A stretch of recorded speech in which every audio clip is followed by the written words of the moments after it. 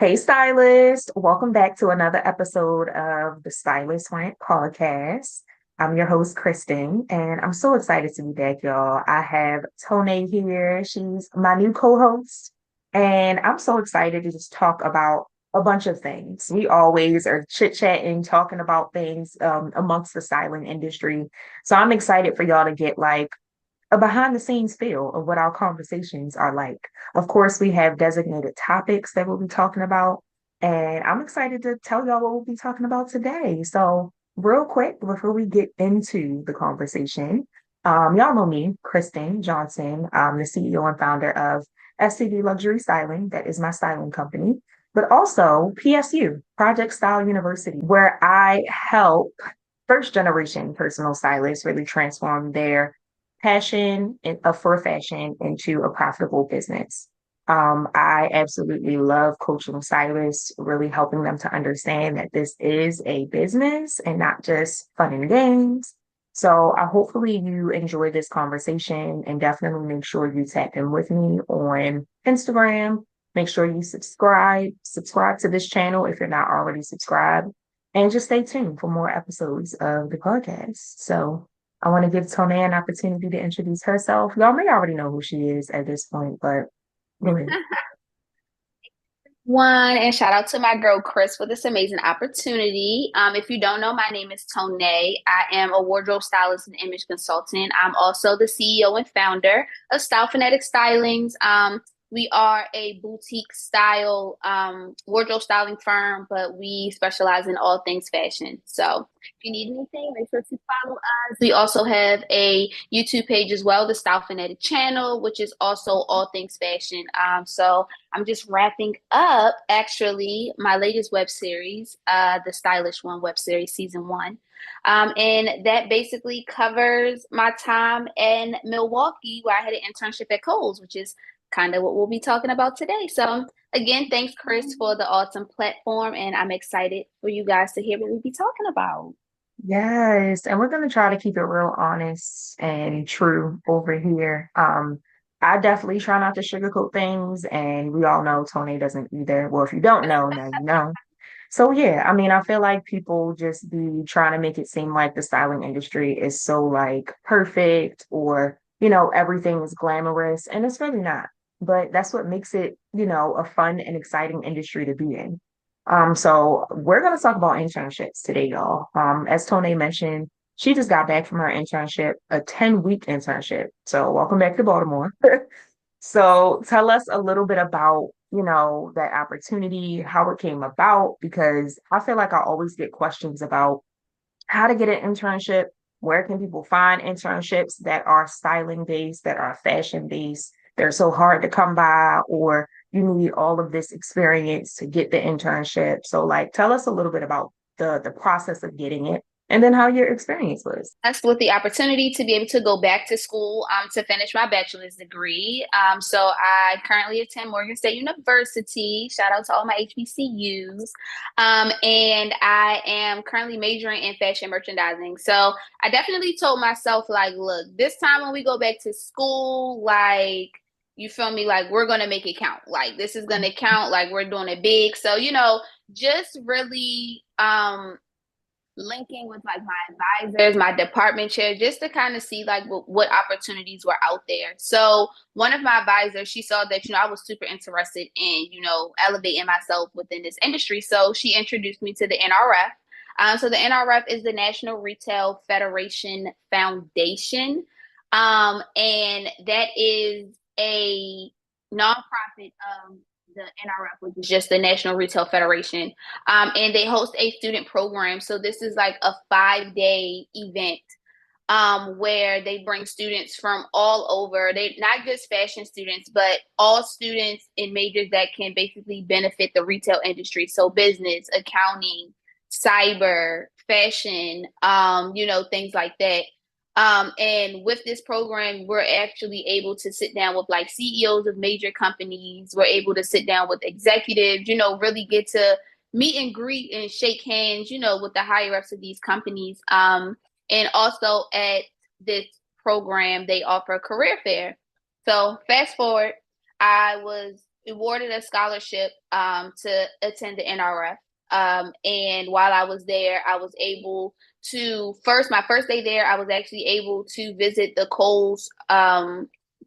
I guess you can call it like the design hub that they have in New York because their corporate office is based out of Milwaukee. That's where I spent my time. But their design office is in New York. So we were able to, really just meet and greet those people, learn about the brands that they house. That was my first time knowing that Kohl sold Nine West. I didn't know that. So I was really able to find out okay, they're revamping brands. They're trying to bring brands back. And over the summer, they actually brought back Limited Two, as well as like Aeropostale and Babies R Us. So Kohl's is definitely trying to, make something shake. So during the conference, I was able to, like I said, meet people at the Kohl design office. And then a couple days later, when we were doing the career fair, it was actually a pretty seamless process because they kind of remember my face. I made sure, to talk to certain people, to, just let people know that I was in the building and that, I'm serious about kind of like what's going on. So at the career fair, I was able, like I said, to speak to some familiar faces, pass my resume along, and they were like, definitely want to talk to you about an internship. Let's schedule a call. I obviously aced the call, and I was able to do a 10-week internship as an assistant merchant intern. So we were basically in the buying department, and I worked for a private label, which was kind of more fun than working for a national label because we actually go through like the design process. So like product design, sourcing, sketches, like that was a super fun process to see. So that's what I spent my 10 weeks doing in Milwaukee, Wisconsin. I've never been to the Midwest before, so that was definitely a little culture shock. But it was fun. It was definitely fun. Yeah, no, I love that. And I love how like well-rounded the internship was. I feel like as a stylist, a lot of people think you have to go to school for like styling. And it's like, no, you can study fashion design, you can study fashion merchandising, you can study textiles and, really learn different facets of fashion and use that to really be a successful stylist. And just the networking aspect too, like being in the room, knowing who to talk to, knowing who to give your resume to, and just being ready for the opportunity. So if y'all don't have your resume updated, if y'all don't have any of that information, y'all need to get that together because when you're looking for a job or even just an opportunity in general, people want to know what you're capable of. And I mean, I understand if you're a college student, you don't have a ton of experience just yet, but you have some type of experience. I'm sure you've had a job before. So anything looks good, better than nothing. Anything is better than nothing. So tell us about like what it looked like behind the scenes. I know you did a whole like YouTube series. So if y'all have not seen that, first of all, if y'all don't follow Tonae on social media and on YouTube, definitely make sure y'all do that. And then I'm gonna drop her handle in the description box and on the screen. But like make sure y'all go watch her series because she basically took y'all behind the scenes of what it looked like being an intern. And it was also cool too because we're older. So like, getting an internship now and like going back to school now is kind of far-fetched for some people. I know I'm not going back to school. I'm over it and I still owe them money, so I don't got time. But like how was it there and like the behind the scenes and all of that? Was it really what it was cracked up to be? Is what I'm trying to get to. So to start off, I think starting off with like a major internship with Kohl's is like big because it's like Kohl's is a big company. Like they have almost like 1,200 department stores. Like they literally like knocked off the Sears, knocked off the Kmart's, knocked off the JC Penney's. So one, they made a really big move by acquiring Sephora. So the same way JC Penney's used to have Sephora in the middle of the store, Kohl's is now a representative or brand partner, shall I say, for Sephora. So that right there, was a big shift for the company because now they're really trying to gain like that younger audience. So just seeing the process of them go from their current target customer, which is like a 65 to 80-year-old woman, to now trying to grab like that Gen Z, it's definitely a process. Like, and it was crazy just to see it behind the scenes. With the assistant merchant role, that definitely was a more like numbers based role. So one, I am glad that I did partake in that because now it kind of shows me what I do and what I don't like. As far as just working goes, I definitely think I'm more beneficial and I'm more of use on the creative side more than the financial side because one, I am not a numbers girl. Like it's just not in me. Like I literally have to pay someone to handle my finances and do stuff like that because that's just not my forte. But when it came to okay, what's out in the market right now? What do you see trending in the future? What do you feel about these fabrics? I was the perfect girl for that. Like, how does this look? How do you think this will look on a mannequin? Like that whole store experience and the whole like customer experience is that's where I excel and that's where I do great. And this internship really showed me that. Um, but also, I feel like we know it because we're in fashion, but we really don't know it. But fashion really works a year in advance when you work for these like big companies because although they were doing like shoots and photo shoots and things like I saw them setting up for like holiday shoots, so that's like December. But in the same sentence, they're already buying for spring and summer of 25. So I think the internship as a whole helped me with my own personal brand because as you know, I have my own cut and sew brand as well, Poor Style Rich Fashion. So we will be relaunching some new pieces. But this was an experience that was actually beneficial for me in my own business, just knowing, okay, this is maybe how far out I need to do my next collection, or this is how soon I need to be working on X, Y, and Z. So just really seeing how like that big box company operates was Mhm. like, okay, like just from the buying process, like really staying within a budget. Like, okay, if you only have $5,000 for inventory, you can only spend $5,000 for inventory. You can't spend 5,100. You can't spend 6,000. Like the budget is the budget. But it also shows me like, okay, if one budget, Kohl's is such a big department. Like you have someone who literally just buys tops. Mm. You have someone who literally just buys Levi denim. Then you have someone who goes and buys a smaller brand of denim. Then you have someone who goes and buys the dresses. And this could just be for one brand. And Kohl's carries over probably 100 different brands. So just to really see the workings of a big department store, I think was just definitely not what I expected. Like even with Sephora, like they don't get much. Like yes, Sephora's in Kohl's, but like Sephora has their own thing going on. Sephora's like we send you the floor plan. These are the products that need to be out. This like it's super structured. But then you have other brands who are like we just we'll send you kind of like our imagery, but you don't really have to stick to that. This is just kind of like the vibe that we're going for. So everything down to just even in-store design, like Mm. corporate handles that stuff too. So just being on the corporate side of fashion was really just like crazy. Yeah, it's a lot of moving parts, it sounds like.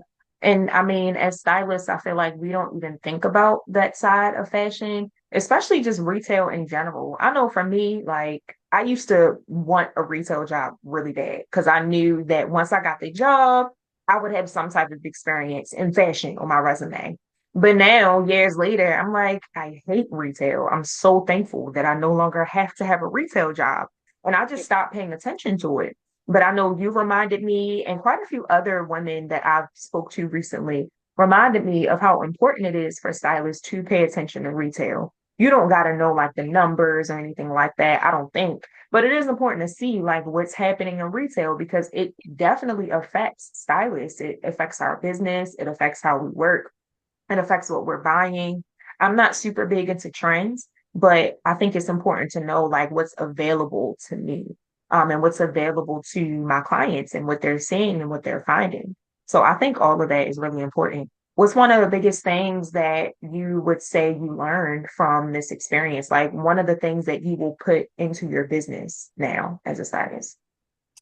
Say definitely just being more structured, like just being in that atmosphere where it's literally like it's so many moving parts that you have to do your part or it'll literally stop the whole like it'll stop the whole program. You get what I'm saying? Like Yeah. the position that I had, which was the assistant merchant, actually was a position that was created because you have like your senior buyer. That's who's really like making those decisions. That's who's really like, okay, we are buying these pieces, this many sizes, blah, blah, blah. Then you have like the merchandising manager. Then you have the associate merchant. Then you have the assistant merchant. So if everyone doesn't do their part, like everyone kind of like on the outside, it looks like that's just one role, like you're just a buyer. But when you really go in, there are four people that make up that buyer position. You get what I'm saying? So it's like if one person doesn't do their job, it really affects the whole thing. So definitely being more organized and being more structured. I would say I definitely took from this experience because, like I say, I definitely can see myself having like my own little store, little department store, kind of, jiffy. So it really just gave me an insight of okay, this is literally what's going on. They're shooting this in advance. They're buying this much Mhm. worth of product. They're using these numbers to analyze what needs to be bought this time next year. Like things like that, like really just seeing like the inner workings because as you know, me and you, a lot of this stuff was not taught to us. We literally just jumped in the field and just started doing it. So even Yeah. with my own clothing brand, like I say, just being able to work with vendors, just knowing like to having those vendor relationships if I do decide to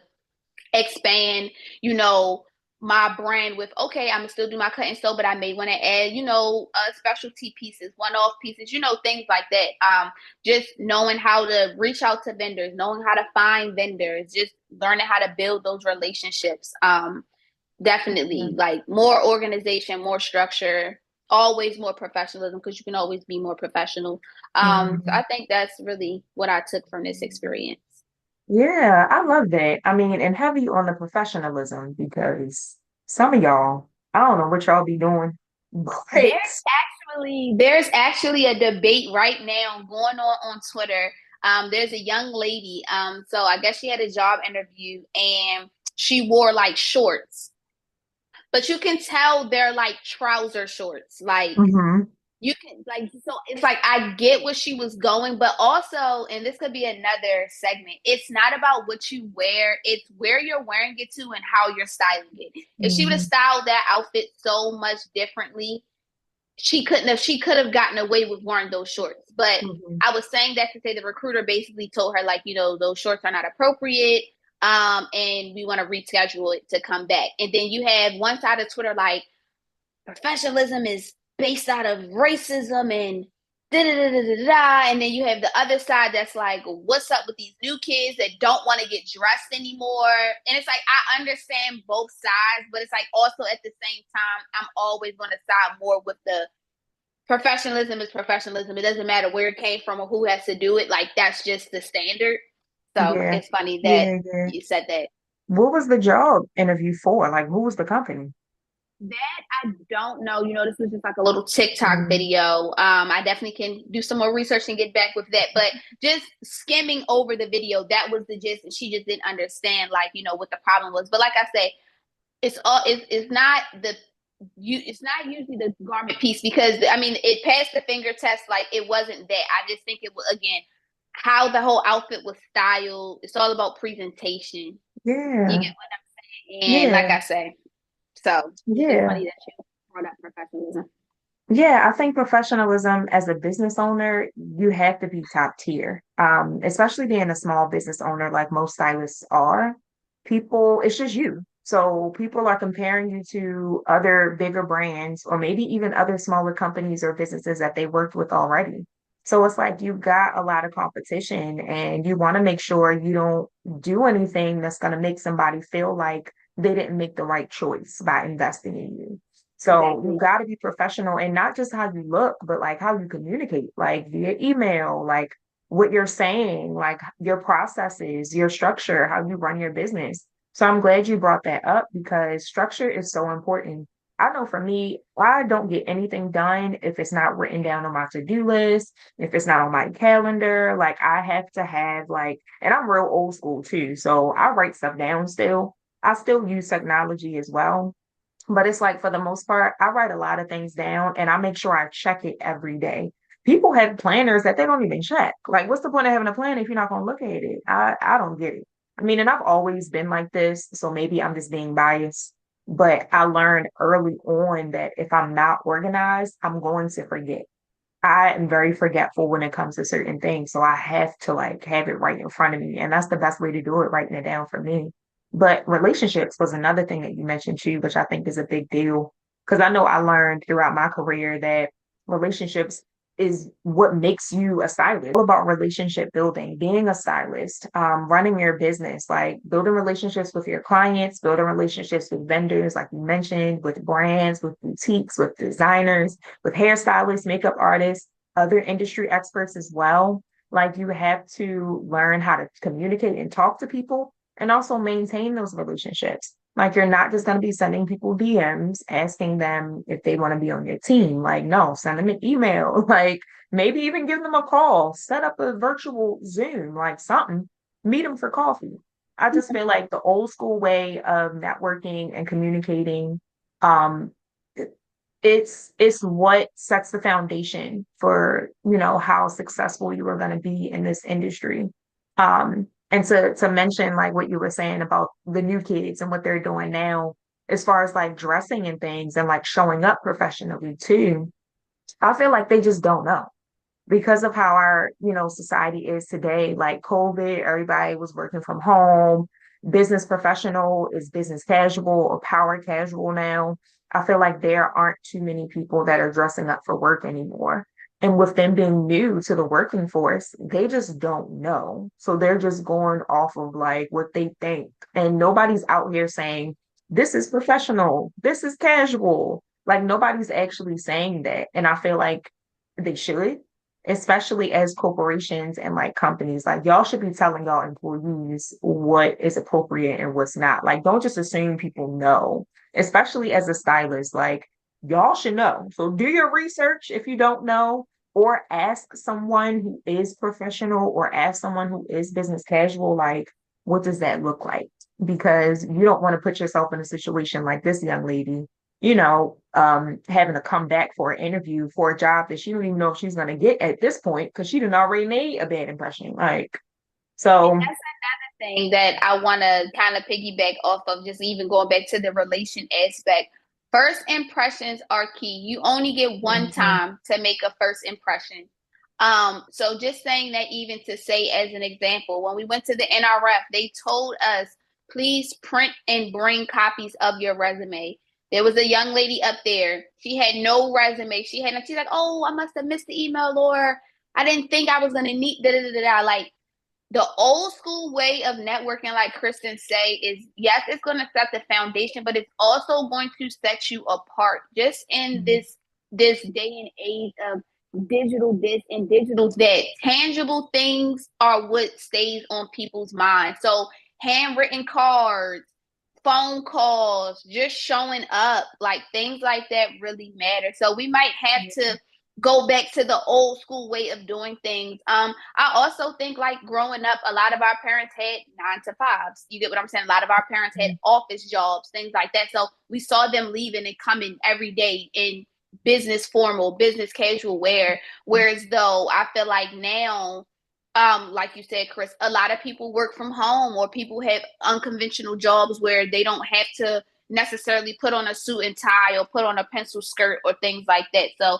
definitely, with the times changing, I definitely do think that affects like dress code and a sense of like professionalism, and things like that. So that's actually another good topic for us to discuss too. yes, Dressing code. It's yes. this young lady, I know, it's this girl on Instagram that Selena actually put me on to. She was doing like a series on like her reels, and she was basically showing people like the best ways to like utilize LinkedIn. So like one video was like, this is what your headshot should look like. This is what your headshot should not look like. Another video was how to dress professional. Another one was like how to get your resume together. So I love that there are people that are out here still willing to push that content. It just has to, I guess, fall on the right ears, because I mean, let's be real. A lot of these kids aren't looking for 9 to 5 jobs. Let's be very clear, unless they really are like tech driven, or if they're looking to maybe be like a journalist or something possibly in corporate fashion, but a lot of these other kids are not looking to do 9 to 5 jobs. So that could also be another reason why professionalism is not pushed as much. Like even how the kids show up to school, and I know this is a whole nother topic, but just even how the kids show up to school. I saw something on the internet the other day. The young lady had like the little tennis skirt on, and her whole ass cheeks was out. And I'm like, this is high school. Like, first of all, I would have never made it out the house like that. My mother would have killed me. Second of all, even if I did make it out the house, as soon as a principal or somebody would have saw me, I would have been either going home, changing Yeah, something. yeah. So it starts at professionalism doesn't just start at the workplace. It definitely starts Hmm. at home. Yeah, yeah. I've actually seen a boy talking about that on TikTok the other day. It could have been yesterday. I didn't actually see the girl's outfit, but he was basically saying what you were saying, like, what is going on with these kids today? Like, I don't understand. Like, my parents would never let me leave the house like that. I wouldn't even feel comfortable, number one, because I know somebody was going to try to like do something inappropriate if I would Yeah. have left out the house like that. And it's just like, and he's also mentioned like where y'all getting money from? Like what type do y'all even have jobs? Like I Heavy on know the I ain't money had no because job. these kids, either it is either allowances are still a thing, or they're literally just sending I ain't get links no to damn parents, and allowance. parents are. I definitely got an allowance. No, I my parents definitely forgot. I got an got allowance allowance. once, then they started forgetting. So OMG. But I think with the kids, like, well, I mean, with social media, I do feel like there's 1,000 different ways to make money. So that's first and foremost. Now, I'm not saying they're all good ways. I'm not saying they're all legal ways. I don't yeah. know. These kids are bossed up, okay? Like, designer down, tripped down. Like, this is a whole new wave of kids, and I don't understand. And I probably sound so old right now, but I don't. I don't relate and I don't understand to the new kids. So I don't know where all this money is coming from, where like all this like extravagant lifestyles are coming from at like 16, Yeah. 17, 18, even like 22. Like I didn't have it all together. So like Mhm. what's tea? But I don't that's know. another convo for another day. Yeah, yeah. We have so many topics that we want to cover in this podcast, y'all.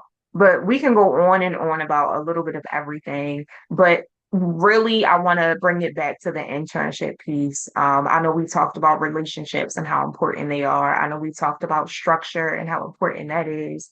But I want to talk about creating your own opportunities because I feel like, and you kind of touched on this before, as far as like actually doing your research and looking for things. You said you feel like nowadays people aren't necessarily looking for certain opportunities. I know when I would get certain opportunities, people would be like, how did you, where did you? I'm like, Google?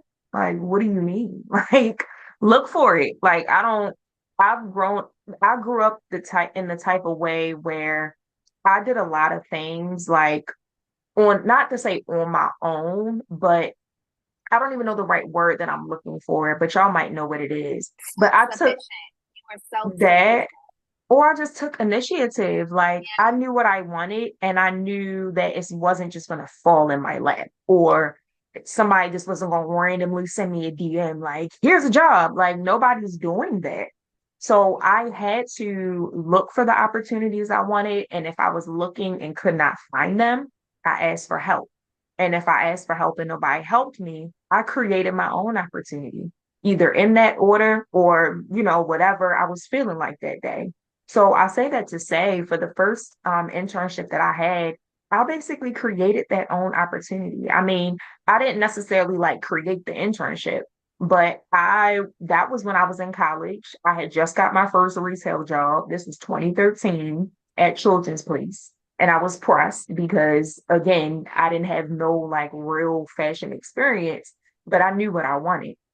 And I was just talking to people. I mentioned to my sister, hey, I think I want to be a stylist. Like, I think I want to get into fashion. I don't have no real experience. Like, what can I do? Mind you, me and my sister are 9 years apart. So at this point, she didn't graduated from college. She about to be married. Like, she actually just got married that year, later in the year. So like she's been through the same things that I'm experiencing right now.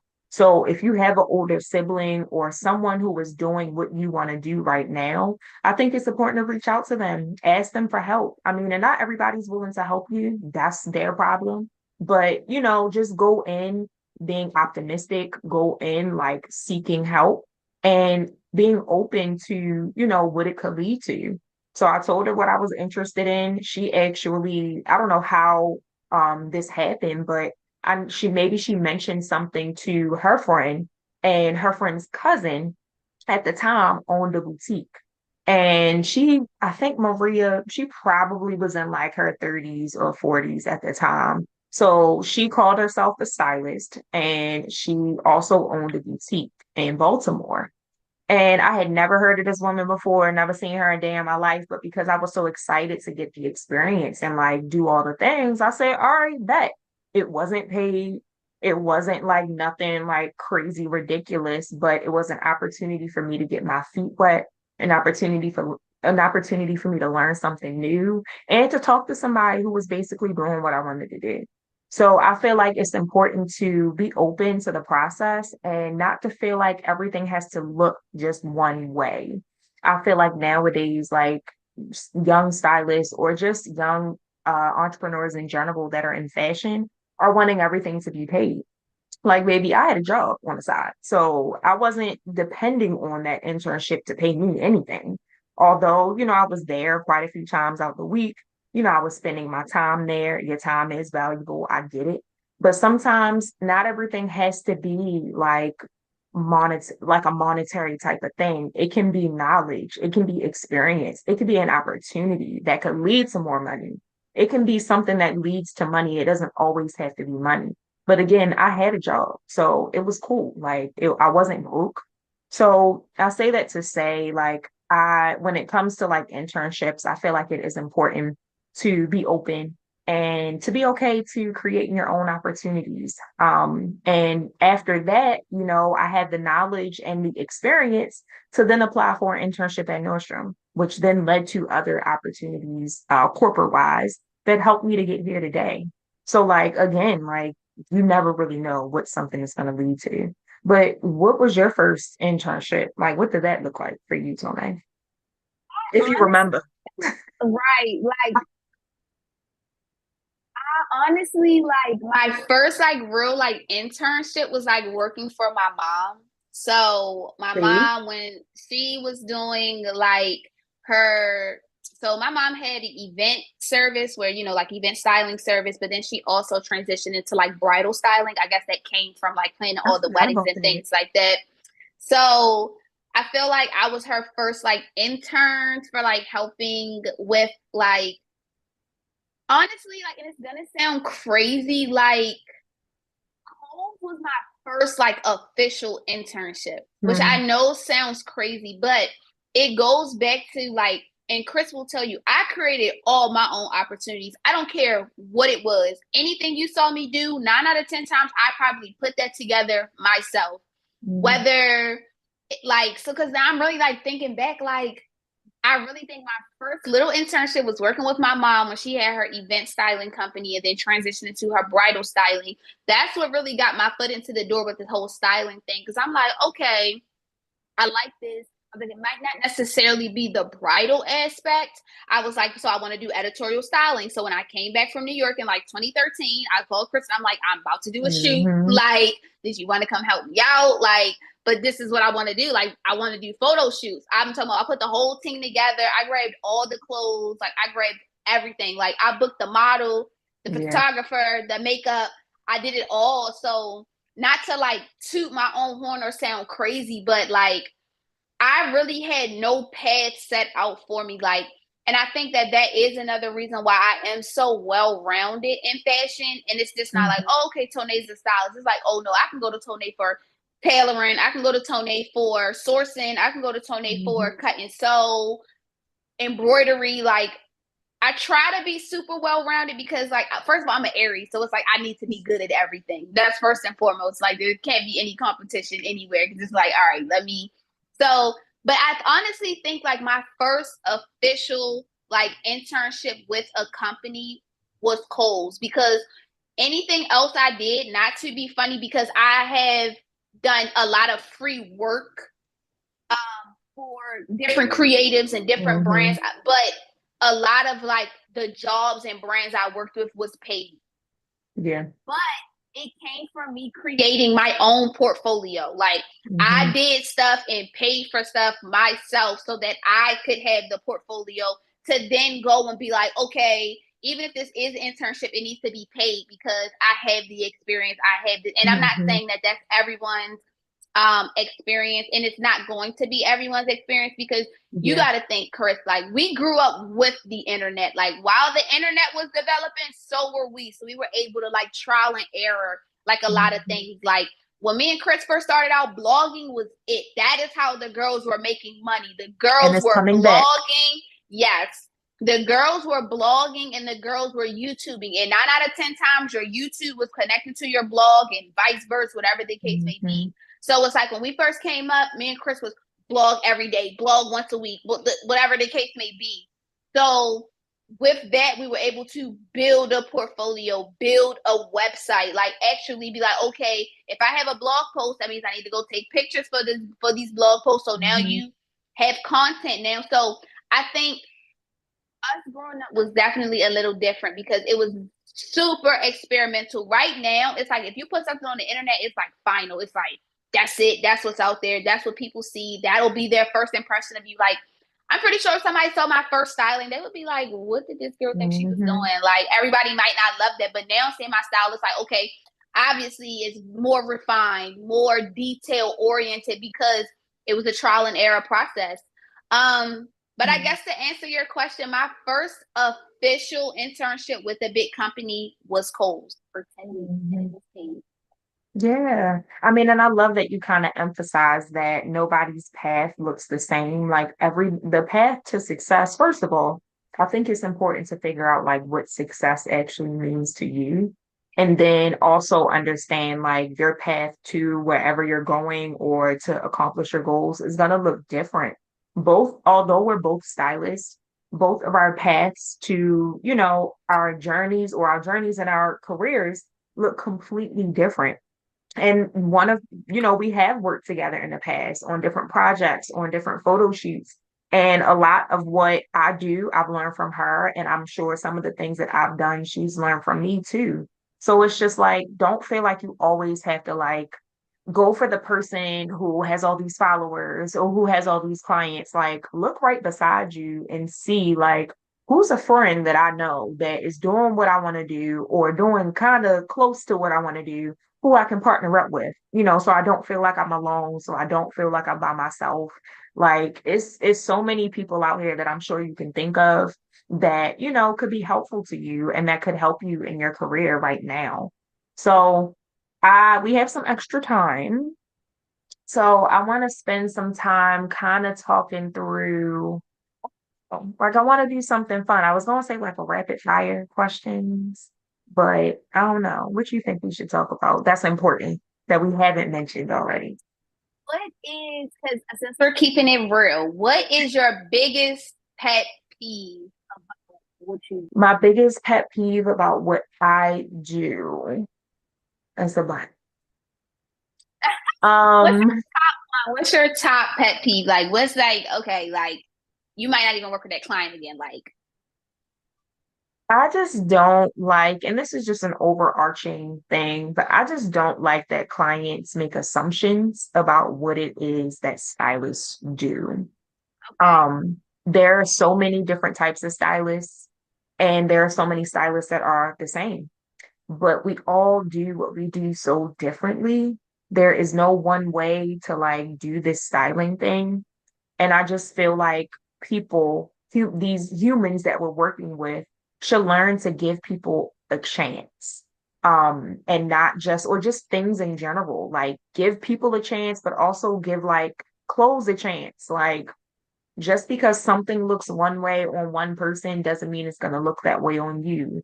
Or if I'm suggesting this item, don't you think I'm suggesting it because I think it's going to look great on you? Like, I'm not just throwing spaghetti at the wall. Like, obviously, you reached out to me because I'm an expert and you trust my opinion. So, why not allow me to do my job? Hopefully, this is making sense. But I just feel like it's definitely a disconnect between people and like what stylists do. And just their understanding of what it is that we do. So many people don't value what we do. They don't get it. They don't understand. And I feel like I've been talking about this since I started styling, and it's still a thing. And at this point, I'm thinking it will continue to be a thing. Like it'll always be a thing. So I've kind of gotten numb to it. So I mean, but it still bothers me though. It still bothers me at work, even in my business. Um, so yeah, I just feel like if I'm paying an expert to do something, I'm trusting them to do that thing. And I'm not like uh peeking over their shoulder or like asking all these questions or like doing all these things. Like, no. So that is one of my biggest pet peeves. What would you say is yours? I was actually mine is kind of similar to yours. I think people just not seeing the value of a stylist, but wanting to hire a stylist. I think that Hmm. is my biggest pet peeve. It's like, okay, so what is it exactly that you do? You break it down, and then when you tell them, like, okay, this is the price, there, this is how much it costs just to be styled. It doesn't include my budget, but it's like, no, you have to pay for the service that I'm providing, but within this service, and not for it to sound kind of crazy, but obviously, like if you're working with a stylist or you're working with a designer, we obviously have those connections that the average person doesn't have, or the average person just doesn't have access to. So if you're looking for a stylist and you're looking for someone to come dress you, don't have me send you something like, oh, I can find that myself. But we have to look at the price. We have to look at the quality. We have to look at exactly like what's going on. You might go buy that dress for $2,000, but I can probably get you the dress for $1,000 just because I have that relationship. So now we can get you a dress, some shoes, some this, some that. You get what I'm saying? Like, I think it's a whole process that goes into what we do. And like you say, some people really don't see the value of it. But then it's like they see the difference of someone who has a stylist and someone who doesn't have a stylist, but Hmm. it still doesn't process in their head like that. People have to make a living doing this. So when someone's charging you $1,000 for their services, that's just what it is.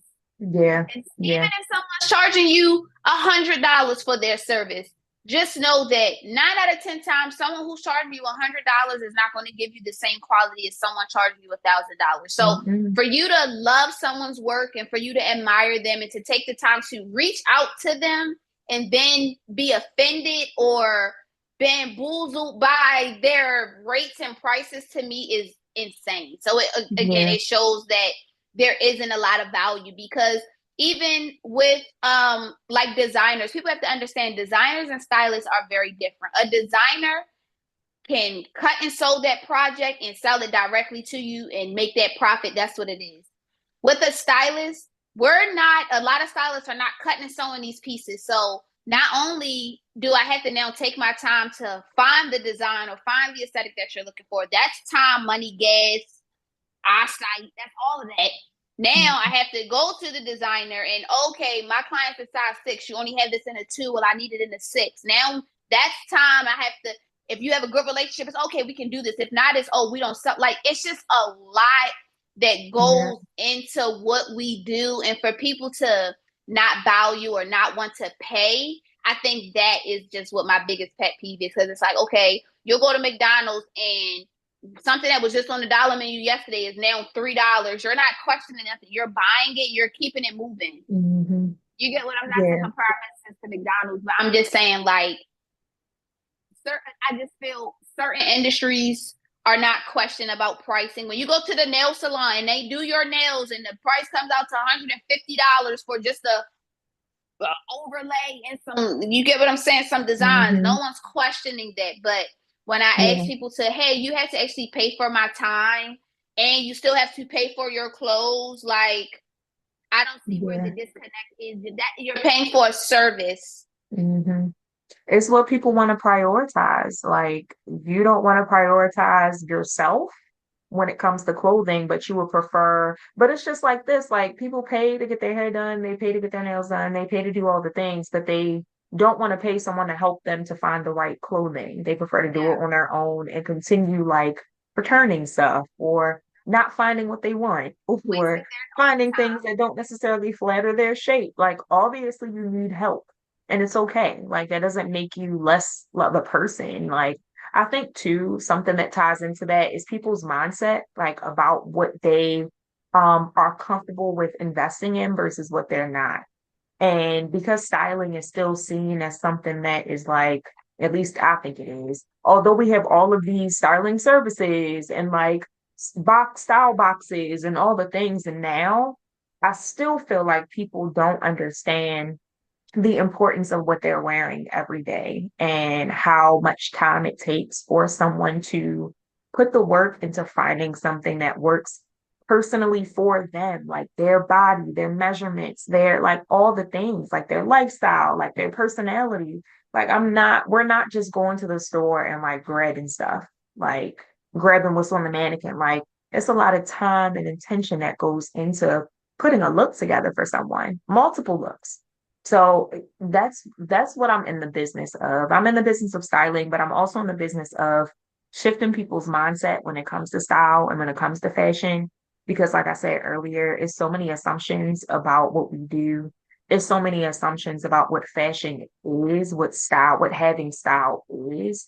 And I really want to break those, what people believe, because none of that stuff is true. Like, I don't even know who made up a lot of these rules. Like, you can't wear white after Labor Day, or like you can't mix navy and black, or whatever. Like, I don't even like trends. Like, I don't care what everybody is wearing. I'm wearing what I want to wear, what's comfortable, what looks good on me, and what makes me feel good. Like, I don't care if it's out of style. Like, but the thing about it is, being a stylist, we're never out of style. Like, I can wear something that we was wearing when we were five, and everybody would be like, "Oh my God, how did you?" Like, yeah, because like, what do you mean? I know what I'm Again, doing. it's not what you're wearing, it's how you're wearing it. And again, Yeah. that goes back to the value of it. Like you say, some people may even look at styling like a luxury. And to some people, it is a luxury, but also you're not hiring a stylist to pick out jeans and a t shirt. You get what I'm saying? You're obviously hiring a stylist to help elevate your wardrobe in any aspect, whether it's I love jeans and a t-shirt, but I want to have nice jackets and purses to dress it up. You're investing in someone to invest back in yourself. So until people can take fashion actually serious, then we're always just gonna that's just gonna always be something that we run into. And that's okay because Mhm. we're gonna beat the odds every time. Because those who are for Yeah. us will find us. And Yeah. Yeah. I love that. And that's a great way to end this episode, y'all, because we can go on for hours. We yeah, really can. But thank you so much for all the insight and all the things, Tonae, that you shared. I hope that this was helpful to y'all as far as like how to get an internship, what to look for, what the process could potentially look like for you, and all the things, and just us giving you all insight on how our experience was, having internships, gaining internships, and all the things. So I hope y'all enjoyed this episode, and if there's anything specific that you want us to talk about in the next episode, definitely let us know in the comments. And yeah, be sure to subscribe, follow us, and we'll see you in the next episode. Thanks, y'all. Bye.